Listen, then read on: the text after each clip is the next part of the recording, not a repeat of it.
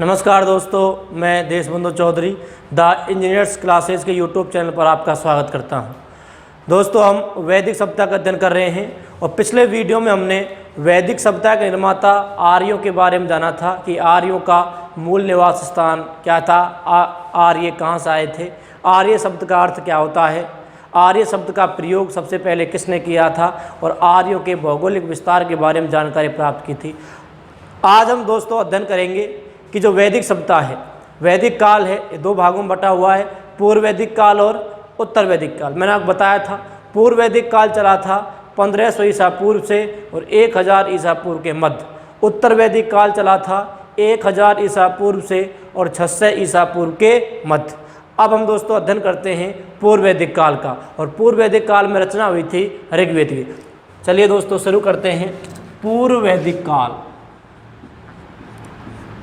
पूर्व वैदिक काल,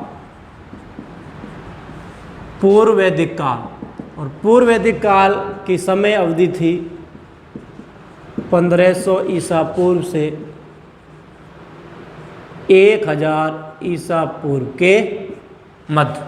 अब देखिए, पूर्व वैदिक काल में जिसकी रचना हुई थी दोस्तों, वह था ऋग्वेद।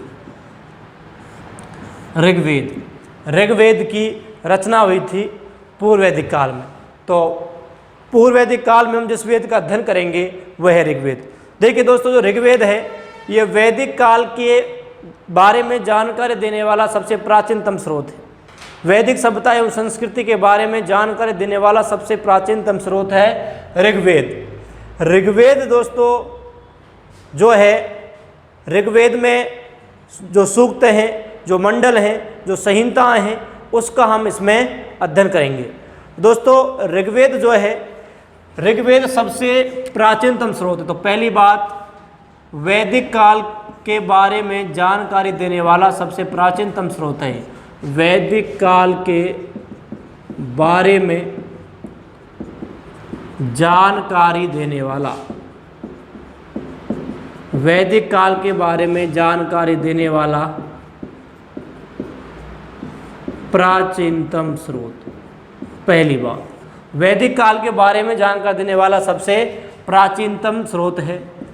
सबसे उसके बाद सबसे पहले इसकी रचना हुई थी, इस कारण सबसे प्राचीन वेद है दोस्तों कौन सा? ऋग्वेद। उसके बाद हम बात करते हैं ऋग्वेद का उपवेद क्या है। तो आयुर्वेद, आयुर्वेद दोस्तों इसका उपवेद है। तो ऋग्वेद का जो उपवेद है वो है क्या? आयुर्वेद। इसका दोस्तों जो पुरोहित है, जो यज्ञ करता था, जो हवन करता था, जो पुरोहित है दोस्तों, वो कहलाता है होत्रा या होत्री।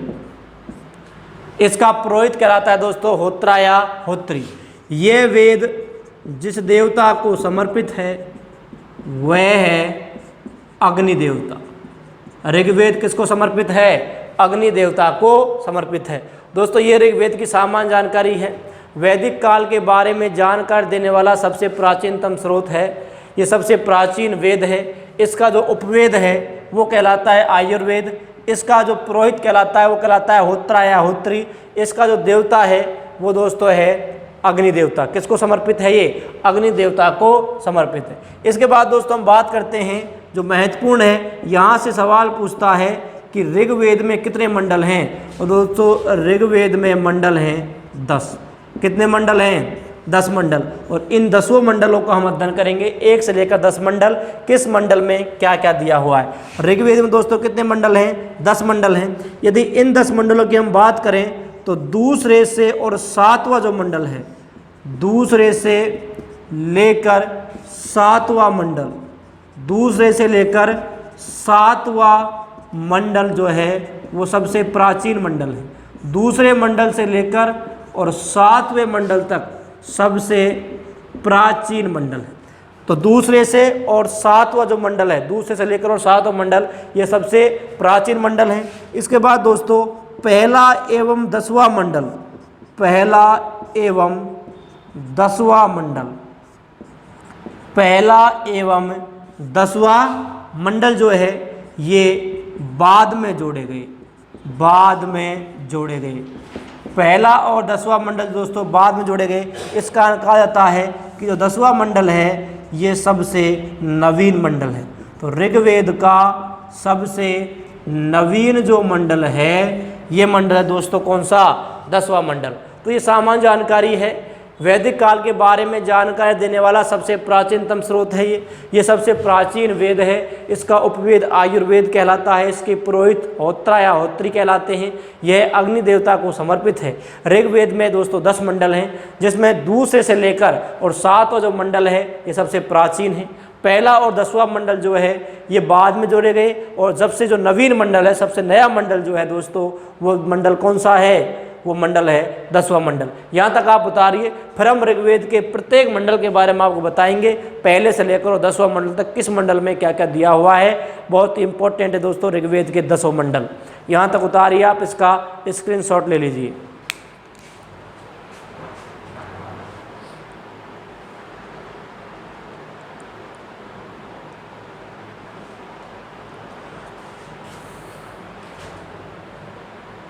चलिए, इसके बाद हम बात करते हैं दोस्तों ऋग्वेद के मंडलों। ऋग्वेद के 10 मंडलों को हम अध्ययन करते हैं, बहुत ही इम्पोर्टेंट है, यहाँ से सवाल पूछे जाते हैं। दोस्तों ऋग्वेद के मंडल, ऋग्वेद के मंडल, देखिए ऋग्वेद के मंडल, एक एक मंडल का हम अध्ययन करेंगे। सबसे पहले है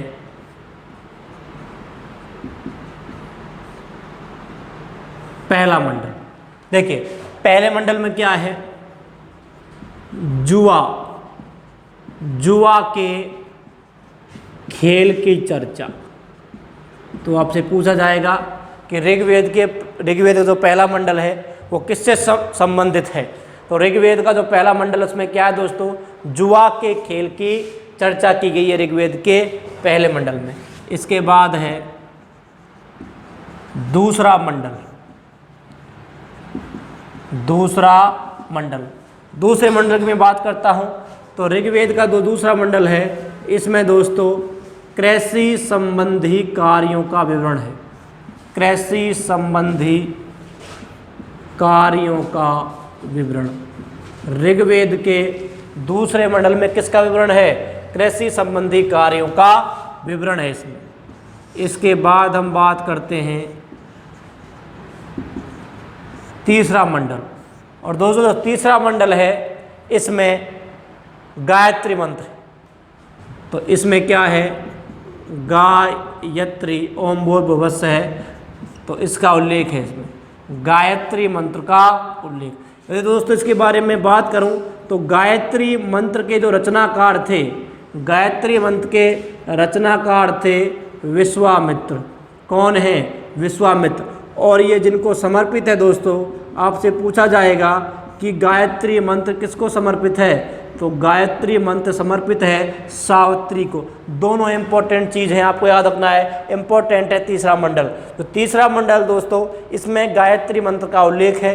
गायत्री मंत्र के रचनाकार विश्वामित्र हैं और गायत्री मंत्र जो है ये सावित्री को समर्पित है। कई बार ये सवाल पूछा गया है, आपको याद रखना है। आपसे ये पूछेगा कि गायत्री मंत्र का उल्लेख ऋग्वेद के किस मंडल में किया गया है, तो गायत्री मंत्र का उल्लेख ऋग्वेद के तीसरे मंडल में किया गया है। गायत्री मंत्र के रचनाकार विश्वामित्र थे और गायत्री मंत्र सावित्री को समर्पित है। उसके बाद है दोस्तों चौथा मंडल, ऋग्वेद का चौथा मंडल।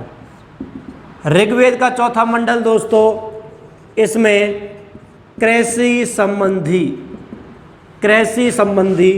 अनुष्ठानों का वर्णन है।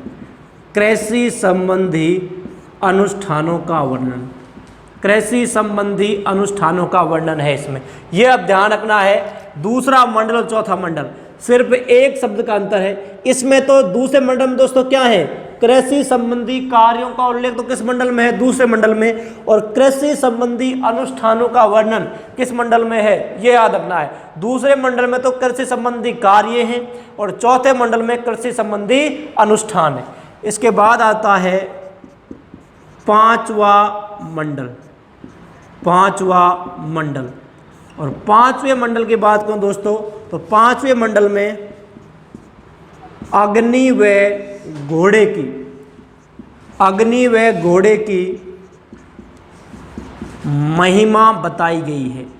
पांचवें मंडल में अग्नि व घोड़े की महिमा बताई गई है। ठीक है, तो पांचवें मंडल में दोस्तों क्या है? अग्नि और घोड़े की महिमा बताई गई है। इसके बाद आता है छठवां मंडल, और छठवें मंडल में दोस्तों हड़प्पा के लिए, हमने पढ़ा है हड़प्पा सभ्यता, हड़प्पा के लिए हरियुपिया इंपॉर्टेंट है। आपसे पूछेगा कि ऋग्वेद के किस मंडल में हड़प्पा के लिए हरियुपिया शब्द का उल्लेख किया गया है? तो कौन सा है दोस्तों? वो है छठा मंडल। ऋग्वेद के छठवें मंडल में हड़प्पा के लिए किस शब्द का प्रयोग किया गया है?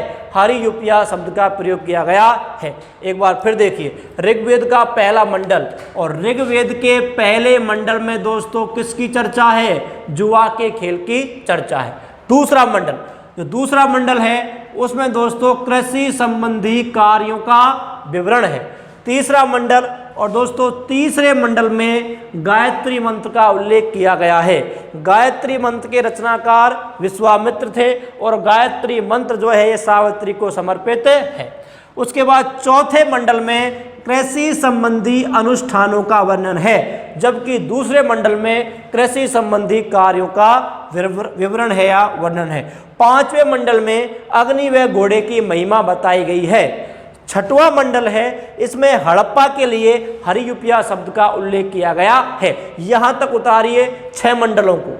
ये है ऋग्वेद के 6 मंडल। इसका स्क्रीनशॉट ले सकते हैं आप, उतार लीजिए इसको। ऋग्वेद के 6 मंडल हैं ये।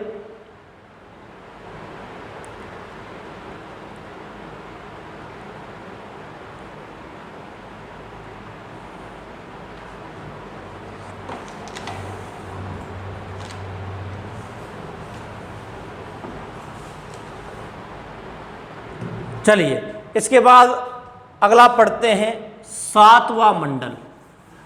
अगला है दोस्तों ऋग्वेद का 7वां मंडल।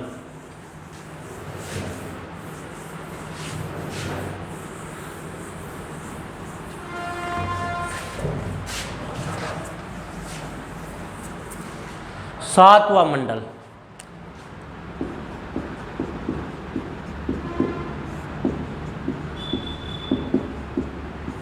सातवां मंडल देखिए, बहुत ही इंपॉर्टेंट मंडल, ध्यान से समझा दोस्तों इसको, बहुत ही इंपॉर्टेंट मंडल है 7वां मंडल। जो ऋग्वेद का 7वां मंडल है दोस्तों, इसमें एक युद्ध का वर्णन किया गया है, और उस युद्ध का नाम है दासराग युद्ध। बहुत इंपॉर्टेंट है, दासराग युद्ध का वर्णन। तो आपसे पूछेगा कि ऋग्वेद के किस मंडल में दासराग युद्ध का वर्णन किया गया है? तो पहली बात तो आपको यह याद रखना है कि ऋग्वेद के 7वें मंडल में, कौन से मंडल में? ऋग्वेद के 7वें मंडल में दासराग युद्ध का वर्णन किया गया है। अब दोस्तों था क्या यह दासराग युद्ध? इसके बारे में अध्ययन करते हैं, आपको बताते हैं कि दासराग युद्ध क्या था। देखिए, पहली बात, दासराग युद्ध की मैं बात करूं दोस्तों, तो दासराग युद्ध जो था, इस युद्ध का कारण क्या था, क्यों हुआ था दासराग युद्ध? देखिए दोस्तों, 2 ऋषि थे। एक ऋषि थे जिनका नाम था ऋषि वशिष्ठ, और एक थे विश्वामित्र। इन दोनों के मध्य एकाधिकार को लेकर, किसको लेकर? एकाधिकार को लेकर ये दासराग युद्ध हुआ था। एकाधिकार को लेकर यह युद्ध हुआ था। क्यों? क्योंकि ये पुरोहित बनना चाहते थे, और उस समय एक तरफ तो थे भरतजन और दूसरी तरफ थे 5 आर्य और 5 अनार्य। तो इन्हीं भरतजन और 5 आर्य और 5 अनार्यों में ये दासराग युद्ध हुआ था, जिसका जो कारण था वो ऋषि वशिष्ठ और ऋषि विश्वामित्र के बीच आपसी प्रतिस्पर्धा थी। तो पहला आपसे पूछेगा दासराग युद्ध का कारण। तो दासराग युद्ध का कारण क्या था? दासराग युद्ध का कारण था ऋषि वशिष्ठ एवं ऋषि विश्वामित्र के मध्य आपसी प्रतिस्पर्धा। ऋषि वशिष्ठ एवं ऋषि विश्वामित्र के मध्य आपसी प्रतिस्पर्धा, ये कारण था दासराग युद्ध का। उसके बाद दासराग युद्ध दोस्तों कहाँ हुआ था? और दासराग युद्ध हुआ था रावी, और इसी रावी नदी को ऋग्वैदिक काल में क्या कहते थे? परुष्णी। यही आएगा एग्जाम में, रावी या परुष्णी नदी के किनारे। तो रावी या परुष्णी नदी के किनारे कौन सा युद्ध हुआ दोस्तों? दासराग युद्ध हुआ है। किस किस में हुआ था? तो ये किस किस के मध्य हुआ है? अगर मैं बात करता हूं कि दासराग युद्ध जो है ये किस किस के मध्य हुआ है, दोस्तों दासराग युद्ध था ये हुआ है भरतजन एवं 5 आर्य तथा 5 अनार्यों के मध्य। एक तरफ तो थे भरतजन और दूसरी तरफ थे 5 आर्य और 5 अनार्य। इनके मध्य रावी या परुष्णी नदी के किनारे दोस्तों क्या हुआ था? दासराग युद्ध। उसके बाद देखिए इस समय भरतजन का राजा, और जो भरतजन का राजा था वो था सुदास। कौन था दोस्तों? सुदास। 5 आर्य और 5 अनार्यों का जो राजा था दोस्तों वो कौन था? वो था पुरु। कौन था? पुरु। तो भरतजन का राजा था सुदास और 5 आर्य और 5 अनार्यों का राजा कौन था? पुरु। इनके मध्य युद्ध हुआ है दोस्तों। इसमें विजयी कौन हुआ है? विजेता कौन बना था? तो इस युद्ध को जीते थे भरतजन, और इन्हीं भरतजन के नाम पर कौन जीता दोस्तों? इसको भरतजन जीते थे, तथा कौन जीता है? भरतजन। और इन्हीं के नाम पर आर्यव्रत का नाम, आर्य आए थे इस कारण भारत को क्या कहते हैं? आर्यव्रत। और दासराग युद्ध को कौन जीते हैं? भरतजन। और इन्हीं भरतजन के नाम पर आर्यव्रत का नाम क्या पड़ा था? इन्हीं भरतजन के नाम पर आर्यव्रत का नाम क्या पड़ गया था? भारत पड़ गया था। तो दोस्तों बहुत ही इंपॉर्टेंट है 7वां मंडल। 7वें मंडल में क्या है? दासराग युद्ध का वर्णन है। दासराग युद्ध का कारण क्या था? ऋषि वशिष्ठ और ऋषि विश्वामित्र के मध्य आपसी प्रतिस्पर्धा। ये कहाँ हुआ था? रावी या पुरुष नदी के किनारे हुआ था। किस किस के मध्य हुआ था? ये भरतजन और 5 आर्य तथा 5 अनार्यों के मध्य हुआ था। भरतजन का राजा था सुदास और 5 आर्य अनार्यों का राजा कौन था? पुरु। इनके मध्य युद्ध हुआ है। इसमें विजेता कौन बना है दोस्तों? इस युद्ध को जीते थे भरतजन, और इन्हीं के नाम पर आर्यव्रत का नाम क्या पड़ गया था? भारत। तो ये था 7वां मंडल। उतार लीजिए इसको, बहुत इंपॉर्टेंट मंडल है।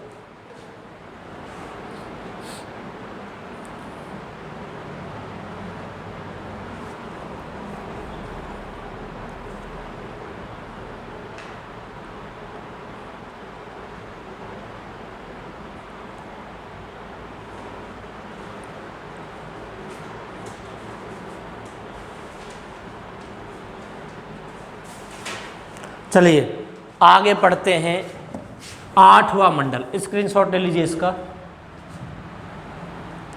8वां मंडल।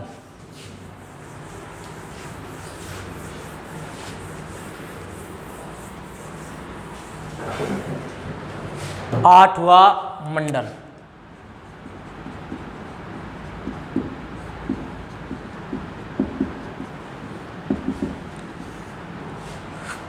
आठवां मंडल देखिए दोस्तों, आठवां जो मंडल है इस मंडल में उल्लेख किया गया है अनार्यों का। अनार्यों का मतलब दोस्तों आर्य और आर्य अपने आप को श्रेष्ठ, उत्तम, कुलीन या आभिजात्य मानते थे। इनके अलावा जो भी था इनको वो क्या कहते थे, अनार्य कहते थे। तो 8वें मंडल में किन का उल्लेख किया गया है, अनार्यों का उल्लेख किया गया है, जो श्रेष्ठ नहीं थे, जो उत्तम नहीं थे, जो अभिजात्य नहीं थे, जो कुलीन नहीं थे, उनको अनार्य कहा गया है। और ऋग्वेद के 8वें मंडल में अनार्यों का उल्लेख किया गया है। उसके बाद दोस्तों इस मंडल को प्रगात मंडल भी कहते हैं। क्या कहते हैं इसको, प्रगात मंडल भी कहते हैं। किस मंडल को, 8वें मंडल को प्रगात मंडल भी कहते हैं। क्यों कहते हैं, क्योंकि इस मंडल के मंत्रों की रचना, इस मंडल में जो मंत्र हैं, इस मंडल के मंत्रों की रचना कैसे हुई थी, मिश्रित रूप से हुई। मतलब 2 या अधिक वक्तों इनकी रचना की थी। इस कारण इस मंडल को क्या कहा जाता है, आपसे पूछेगा कि ऋग्वेद के किस मंडल को प्रगात मंडल भी कहा जाता है। जो ऋग्वेद का 8वां मंडल है इसको प्रगात मंडल, प्रगात का मतलब होता है दोस्तों, क्योंकि इस मंडल की जो रचना हुई है ना वो मिश्रित रूप से हुई है। उसके बाद इस मंडल में ऋषि कण्व और अंगिरा का उल्लेख किया गया है। ऋषि कण्व एवं अंगिरा का उल्लेख, ऋषि कण्व एवं अंगिरा का उल्लेख किया गया है। किस मंडल में, 8वें मंडल में। तो यह था 8वां मंडल। पहली बात अनार्यों का उल्लेख है इसमें। दूसरी बात इसे प्रगात मंडल भी कहते हैं क्योंकि इसके मंत्रों की रचना निश्चित रूप से हुई है। तीसरा, इसमें ऋषि कण्व और अंगिरा का उल्लेख किया गया है। तो उतार लीजिए इसको, यह है ऋग्वेद का 8वां मंडल।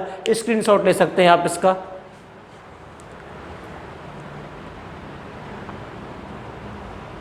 चलिए स्क्रीनशॉट ले लीजिए। उसके बाद हम आगे अध्ययन करते हैं दोस्तों ऋग्वेद का 9वां मंडल।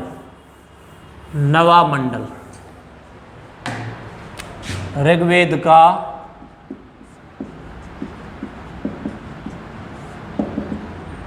9वां मंडल। देखिए 9वें मंडल की यदि हम बात करें तो ऋग्वेद का दोस्तों जो 9वां मंडल है वो पूरा मंडल एक देवता को समर्पित है। इंपॉर्टेंट है, कई बार सवाल आया है कि ऋग्वेद का कौन सा मंडल सोम देवता को समर्पित है। तो ऋग्वेद का 9वां मंडल दोस्तों समर्पित है किसको, सोम देवता को। आपको याद रखना है, कई बार सवाल पूछा है, विभिन्न प्रतियोगी परीक्षाओं में सवाल आता है कि कौन सा मंडल सोम देवता को समर्पित है। तो ऋग्वेद का 9वां मंडल दोस्तों सोम देवता को समर्पित है। और इस मंडल में एक छात्र कहता है कि, एक विद्यार्थी कहता है, एक बच्चा कहता है कि मैं छात्र हूँ, मेरे पिता वैद्य हैं और मेरी माता अनाज पीसती है। ये लाइन लिखी आती है, ये वक्तव्य लिखा आता है और पूछा जाता है कि ये किससे संबंधित है। तो 9वें मंडल में क्या कहा गया है दोस्तों, इस मंडल में कहा गया है कि मैं छात्र हूँ, मैं छात्र हूँ, मेरे पिता वैद्य हैं, मैं छात्र हूँ, मेरे पिता वैद्य हैं तथा मेरी माता अनाज पीसती है, मेरी माता अनाज पीसती है। पहली बात तो आपको याद रखना है कि ये किस मंडल में कहा गया है, ये कहा गया 9वें मंडल में। इसका मतलब क्या है, इसका मतलब यह है दोस्तों, जब मैं आपको सामाजिक जीवन पढ़ाऊंगा, राजनीतिक, धार्मिक, तो ये और ज़्यादा समझ में आएगा। फिलहाल इसका मतलब ये है कि ये कहा गया है कि ऋग्वेद में वर्ण व्यवस्था, जाति प्रथा, वर्ण विभाजन जो था वो जाति पर आधारित ना होकर कर्म पर आधारित था। इसमें उसी की तरफ इशारा किया गया है कि ऋग्वेद में जाति प्रथा नहीं थी, वो जन्म पर आधारित नहीं थी कि जिस व्यक्ति का जन्म हुआ और जिसने जिस कुल में जन्म लिया है उसने वो उसी जाति का होगा, ऐसा नहीं था ऋग्वेद में। और तभी इसमें कहा गया 9वें मंडल में कि हमारे परिवार में 3 सदस्य हैं और तीनों सदस्यों की जाति अलग अलग है। क्यों? क्योंकि जाति का निर्धारण जन्म नहीं कर रहा है, जाति का निर्धारण, वर्ण का निर्धारण, वर्ण विभाजन का निर्धारण कौन कर रहा है? कर्म कर रहा है। तभी ये विद्यार्थी कहता है कि मैं छात्र हूँ, मेरे पिता वैद्य हैं और मेरी माता अनाज पीसती है। मतलब एक ही छत के नीचे रहते हुए भी हमारे कर्मों के आधार पर हमारे वर्ण अलग अलग हैं। तो ये दोस्तों कहा गया है किसमें, नवे मंडल में। आपको दो चीज याद रखनी है, ये सोम देवता को समर्पित है और इसमें कहा गया है कि मैं छात्र हूं, मेरे पिता वैद्य हैं और मेरी माता अनाज पीसती हैं। उतार लीजिए, इंपॉर्टेंट है ऋग्वेद का नवा मंडल, उतारिए, स्क्रीनशॉट ले लीजिए आप इसका।